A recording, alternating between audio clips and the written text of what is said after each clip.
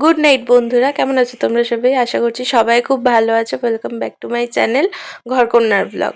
Good night কেন বললাম? এই যে কাজগুলো করছি দেখছো, তখন গুড নাইটই হয়ে গেছে।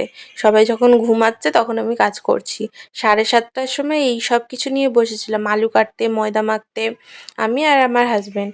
তো 7:30টার সময় বসেছি ঠিকই, উঠতে উঠতে প্রায় 12:30 বেজে গেছে। 10 কিলো আলু কেটেছি একা হাতে, আর হচ্ছে 6 কিলো ময়দা মেখেছি। আমি ময়দা মাখছিলাম, আমার হাজব্যান্ড ময়াম দিচ্ছিল। তো এইভাবেই করা হচ্ছিলো, কারণ আমার একার পক্ষে তো এত কিছু করা সম্ভব না। তো যাই হোক, এই দেখো 1টা বাজে, তখন আলুগুলো ধুয়ে রাখছি। এবার আলুগুলো কেটেছি, না ধুয়ে রাখবো, দু তিনবার করে ধুয়ে রাখলাম, সকালে 1-2বার ধুলেই হয়ে যাবে। দিয়ে সকালবেলা আমার বান্ধবী আসলো, ওর সাথে বসে এই ময়দাগুলো গোল গোল করে নিলাম যাতে সুবিধা হয়।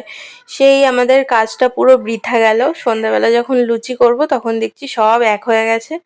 তো যাই হোক, তারপরে আলুও একবার ধুয়ে নিল। দিয়ে আমি স্নান টান করে সকালবেলা উঠে সব মশলা করে নিচে, রাত হয়ে গেছিলো তো, আর তখন মশলা টশলা কিছু করিনি অত রাতে। দিয়ে সকালবেলা উঠে সবার জন্য রান্না বান্না করেছি, তবে 7:30টার সময় উঠেছি, অত রাতে শুয়েছি তো, এর থেকে বেশি সকালে আর উঠতে পারিনি। তো 7:30টার সময় উঠে মা আর ড্যাডি এসেছিলো, সবার জন্য, বাড়ির জন্য সবার জন্য রান্না টান্না করে আমি রান্নায় বসে গেছি। আলুর দম করলাম, দিয়ে মঠে গেলাম রান্না টান্না করে।